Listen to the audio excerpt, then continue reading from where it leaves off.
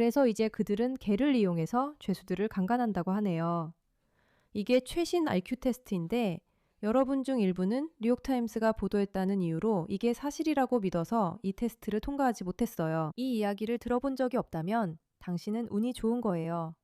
아니면 그냥 세상과 동떨어져 살고 있는 걸 수도 있죠. 이것은 뉴욕타임즈의 니콜라스 크리스토프가 쓴 기사였어요.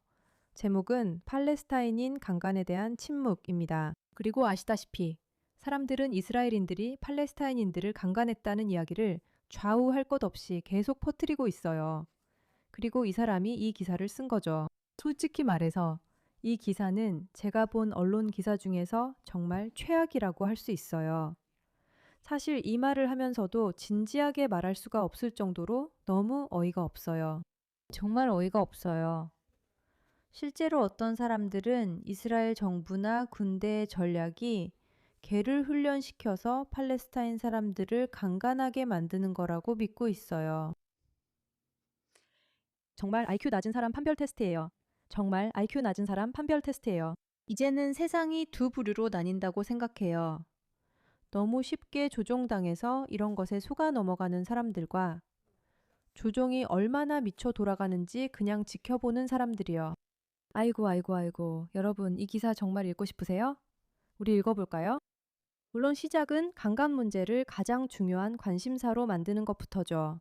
그렇지 않나요? 왜냐하면 우리가 그루밍 갱단에서 일어나는 끔찍한 일들에 대해 신경 쓰지 않는 이유는 그들이 바로 팔레스타인 운동 전체에 자금을 대는 사람들이기 때문이에요. 그래서 우리는 그 부분에 대해 신경 쓰지 않게 되는 거죠. 하지만 물론 간단한 명제로 보자면 중동 분쟁에 대한 우리의 견해가 어떻든 간에 우리는 강간을 규탄하는 데 하나가 될 수 있어야 해요. 그렇게 시작하는 거죠. 처음부터 시작하자마자 정말 엄청난 조작이 있었어요. 그리고 왜 제가 조작이라고 말하냐면요. 이 기사가 정말 완벽한 타이밍에 나왔다는 게 저에겐 흥미로워요. 정말 완벽한 타이밍이었죠. 진짜 심각한 기사가 10월 7일에 실제로 무슨 일이 있었는지 다루면서 정확히 같은 시기에 나왔거든요. 피어스 모건이 나와서 우리가 이미 알고 있던 것보다 훨씬 더 끔찍하고 상상도 못했던 일들이 있었다고 말할 때, 그리고 하마스가 저지른 끔찍한 성범죄에 대한 명백한 증거까지 포함되어 있는데 그들의 망상에 빠진 옹호자들조차도 부인했던 일들이죠. 이런 얘기가 나올 때면 이게 정말 심각한 일이라는 걸 알 수 있죠. 지금부터 트리거 워닝을 드릴게요. 저는 이 내용의 세부 사항을 다루지 않을 거지만 정말로 무슨 일이 있었는지 알고 싶으시다면 데일리 메일 기사를 꼭 확인해 보세요. 하지만 이 기사가 나오면서 10월 7일에 일어난 모든 일에 대한 가장 큰 폭로가 공개된 거예요. 정말 이건 너무 끔찍해요. 그 말로는 부족해요. 정말 그 말로는 표현이 안 돼요. 동시에 뉴욕타임즈는 이스라엘이 팔레스타인 사람들을 강간하는데 개를 사용한다는 내용의 멋지고 아름다운 기사를 내보내기로 결정했어요. 그리고 솔직히 정말 한심하기 그지없어요. 여러 면에서 이 기사에 대해 기뻐해야 할지 모르겠어요. 하지만 그들이 정말 제정신이 아닐 정도로 선을 넘어서 결국 우리말이 맞다는 걸 스스로 증명하고 있다고 생각해요. 그들이 맞거나 틀린 무언가를 내놓을 때가 있어요. 그래서 사람들은 이 사건에 대해 자신의 입장을 확신하지 못하죠. 하지만 때때로 그들이 너무 지나쳐 모두가 저 사람들은 우리에게 거짓말을 하고 있구나 라고 느끼게 돼요. 제 생각엔 막스 노르도우가 올린 이 사진 같아요. 이스라엘이 금붕어를 훈련해 아랍인 죄수들을 자위하게 한다는 거죠. 맞죠? 그리고 이것이 증거예요. 이스라엘처럼 옷을 입은 금붕어의 AI 생성 이미지죠. 바로 이런 느낌이에요. 그들은 팔레스타인 사람들을 강간하도록 개를 훈련시키고 있어요. 어머나 얼마나 더 추락할 수 있는 거죠? 푸시백에 오신 걸 환영합니다. 저는 진행자 메이라 K입니다. 이제 스콧 제닝스가 이 주제에 대해 말하는 걸 볼 건데 그는 할 말이 많습니다. 하지만 먼저 잠깐만요. 우리 스폰서의 짧은 메시지를 들어볼게요. 메디케어에 대해 이야기해야 해요. 만약 여러분이 메디케어를 이용하고 있다면 어떻게 플랜을 선택했는지 한번 생각해보세요. 누군가가 모든 옵션을 비교해주고 여러분의 의사, 처방약, 필요에 가장 잘 맞는 플랜을 찾는 걸 도와줬나요? 아니면 몇 가지 플랜만 주고 그냥 고르라고 했나요? 대부분의 사람들에게는 안타깝게도 두 번째 경우예요. 그래서 챕터에 대해 말씀드리고 싶어요. 챕터는 다릅니다. 챕터는 독립적인 곳이고 전국에서 이용 가능한 모든 플랜을 비교해주는 유일한 메디케어 상담사들이에요. 자신들에게 가장 이득이 되는 플랜만 비교하는 게 아니에요. 상담사들은 주치, 처방약, 우선순위를 꼼꼼히 검토해 실제로 맞는 플랜을 찾아드려요. 상담사들은 연봉제로 일해 특정 플랜을 강요하지 않아요. 당신이 올바른 선택을 하도록 도와주며 이미 적합한 플랜이면 그대로 두라고 하고 아니면 변경을 안내해 줍니다. 작년 챕터로 플랜을 바꾼 시니어들은 평균 $1,000 이상 절약했어요. 무료 상담은 20분 정도 걸리며 당신이나 가족의 비용과 스트레스를 줄일 수 있어요. 저희는 이를 중요하게 생각합니다. 부모님이나 조부모님 혹은 메디케어를 이용하는 소중한 분이 계시다면 꼭 한번 확인해 보세요. 610-680-3337번으로 전화해 주세요. 610-680-3337번으로 전화하세요. 지금 바로 절약을 시작해봐요. 저는 미친 독점과 뉴욕타임즈 같은 매체들을 무너뜨릴 혁신적인 제품을 전적으로 지지해요. 제 말은 뉴욕타임즈는 이런 일에 대해 대가를 치러야 해요. 하지만 스컷이 뭐라고 하는지 들어봅시다. 그리고 뉴욕타임스는 이스라엘에 대해 피해 중상모략이나 다름없는 기사를 내보냈죠. 사실 그들의 주요 필진 중 한 명인 니콜라스 크리스토프라는 소위 언론인이 쓴 기사입니다. 그 기사는 의견이라는 명목으로 실렸습니다. 신뢰를 잃은 친하마스 인사들을 출처로 삼고 있죠. 하마스 테러리스트들을 감싸기 위한 늘 있는 변명거리일 뿐입니다. 이 뉴욕타임스 기사에는 이스라엘이 팔레스타인 사람들을 강간하도록 개를 훈련시켰다는 주장까지 담겨 있습니다. 다시 한번 말씀드리겠습니다. 뉴욕타임스는 일면에 익면이고 검증되지 않았으며 목격자도 없는 이스라엘이 사람들을 강간하도록 개를 훈련시켰다는 주장이 담긴 의견 기사를 실었습니다. 이쯤 되면 그 사람들이 우리 대신 더러운 일을 하고 있는 것 같아요. 우리가 굳이 그들 신뢰도를 깎아내릴 필요도 없을 만큼 그들 스스로 너무 못하고 있죠. 뉴욕타임스 같은 주류 언론이 이런 주장을 실제로 하고 있는데 마치 생각이 있는 사람이 이걸 진짜로 믿을 거라고 생각하는 것 같아요. 저는 이게 정말 우습다고 느껴요. 정말 고마울 정도예요. 마침내 우리가 옳았음을 증명해줘서 고마워요. 정말 우리 대신 더러운 일 모두 해주고 있네요. 하지만 잠시 후에 실제로 제기된 혐의들이 무엇인지 그리고 왜 그게 완전히 말도 안 되는지에 대해 이야기하고 싶어요. 이걸 소리내서 말하니까 내가 바보 같게 느껴져요. 이 칼럼은 하마스의 성범죄가 확인된 보고서가 공개되기 하루 전에 실렸어요. 몇 달 전 이 검증된 보고서를 작성한 시민위원회가 하마스의 성범죄에 대한 조사 결과를 가지고 뉴욕타임스에 접근했어요. 뉴욕타임스는 괜찮다고, 이 증거에는 관심 없다고 했어요. 뉴욕타임스는 이 내용이 곧 공개될 걸 알고 있었고 이 이야기가 하마스에게 매우 불리하게 작용할 거라는 것도 알고 있었어요. 그래서 전날 밤 그들은 어떤 선택을 했을까요? 니콜라스 크리스토프가 쓴 이 쓰레기 같은 기사를 내보냈죠. 진짜 완전 쓰레기예요. 좋아요. 잠깐만, 이걸 같이 살펴보전에. 아이고, 정말 어니스트 리포팅에서 가져온 건데 이분들은 사안을 잘 분석해요. 그래서 뉴욕타임스가 이스라엘을 상대로 상상할 수 있는 가장 심각한 수준의 혐의들을 보도했어요. 조직적인 성폭력 주장과 당근과 훈련된 강간견에 관한 이상한 이야기까지 포함되어 있죠. 저희가 그 출처를 확인해 봅니다. 우리가 발견한 것은 언론의 직무유기였습니다.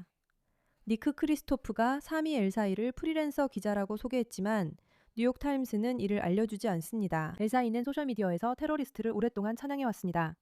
크리스토프는 구토, 피, 부러진 이빨 같은 끔찍한 세부 묘사를 늘어놓고 엘사이가 정보원이 되도록 압박하기 위해 체포됐다는 그의 주장을 그대로 전합니다. 엘사이는 2016년과 2024년, 2016년에는 선동 혐의로 수감됐고 2024년 체포도 다시 선동 혐의였으며 그의 페이스북을 보면 이유를 알 수 있습니다. 엘사이는 이스라엘 정보기관으로부터 정보원이 되어달라는 요청을 받았으며 행정 시스템 하에서 체포되고 수감된 목적이 자신이 언론인으로서의 전문성을 자부하기 때문에 동의하도록 압박하기 위한 것이라고 믿는다고 말했습니다.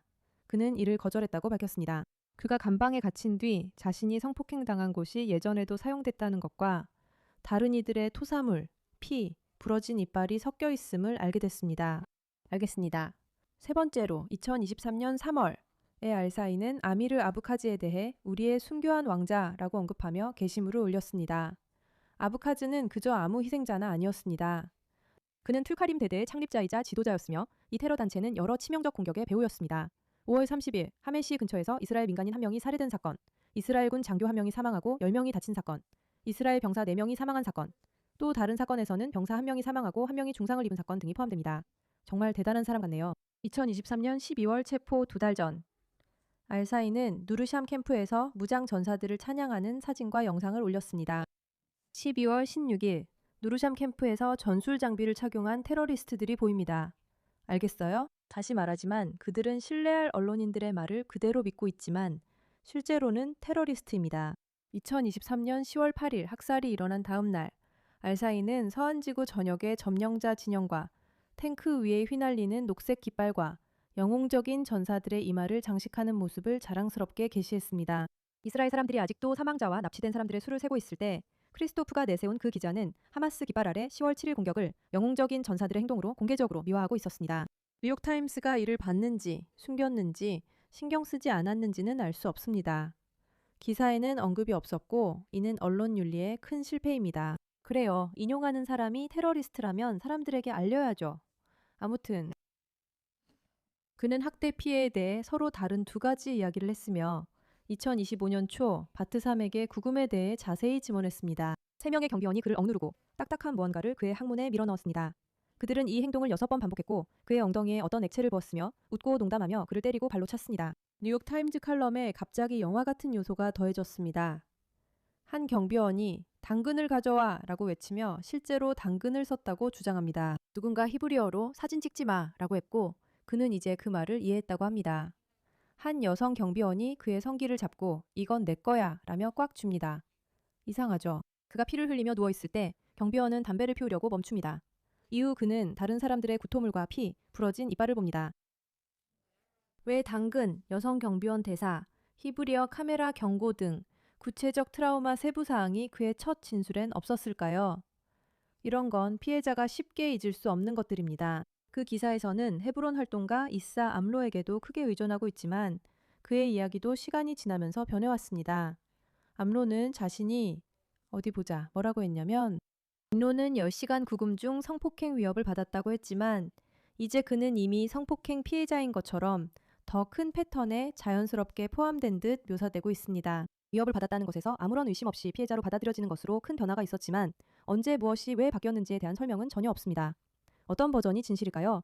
크리스토프는 묻지 않습니다. 이 기사는 이스라엘의 성적 고문 정책 증거로 인권감시단체 인용에 과도하게 의존하며 해당 단체를 중립적 감시자인 것처럼 다룹니다. 유로메드 지도부는 하마스와 문서상 연관이 있고 이스라엘에 대해 극단적이며 검증되지 않은 비난을 지속해왔습니다. 2024년 6월에는 이스라엘이 죄수들을 강간하도록 개를 훈련시킨다고까지 주장했습니다. 같은 끔찍한 중상모략이 크리스토프의 글에서도 반복되었습니다. 훈련된 강간견의 체계적 프로그램이 있었다는 믿을 만한 증거는 전혀 없었습니다. 그리고 개의 생물학과 행동을 바탕으로 볼 때 그렇게 묘사된 상황은 반복적이고 통제된 행위로서 본질적으로 말이 안 됩니다. 알겠죠? 강간견 주장에 대해 크리스토프는 샤엘 베네프라임을 권위자로 인용합니다. 그 샤엘 베네프라임은 미성년자에게 부적절한 행동을 한 성희롱 혐의가 여러 번 제기된 후 UCLA를 떠났고 이후 실패한 학자에서 지정학 분석가, 인도주의 활동가 등으로 이름을 바꿔가며 활동했습니다. 이런 식으로요. 이제 그 패턴을 쉽게 알아볼 수 있습니다. 주요 정보원들의 공개 소셜미디어엔 테러단체 지지 내용이 나타나고 있습니다. 시간이 지날수록 점점 더 선정적으로 변하는 이야기들. 근거 없는 주장으로 악명이 높은 하마스와 연계된 NGO에 크게 의존하고 가장 충격적인 주장들은 아무런 확실한 증거도 없이 익명의 증언에만 근거하고 있습니다. 여러분, 정말 창피하지만 저는 항상 반유대주의와 피해 비방이 결국 그 사람들이 실제로 어떻게 행동하는지를 보여준다고 생각해요. 그들이 동물과 성폭행을 한데 엮어서 유대인들을 비난할 수 있었던 이유는 바로 그들이 스스로 그런 행동을 하고 있기 때문이에요. 크리스토프가 아니라 이런 이슬람 극단주의 테러리스트 지지자들이요. 염소든 개든 다 똑같아요. 아마 그건 한바탕 웃을 일이었겠죠. 지금 이런 피해 비방을 퍼뜨리고 있다는 게 좀 안타깝고 슬프기도 해요. 하지만 정말 말도 안 되는 극치에 이르고 있어요. 어쨌든 이 문제에 관심 가져주셔서 감사합니다.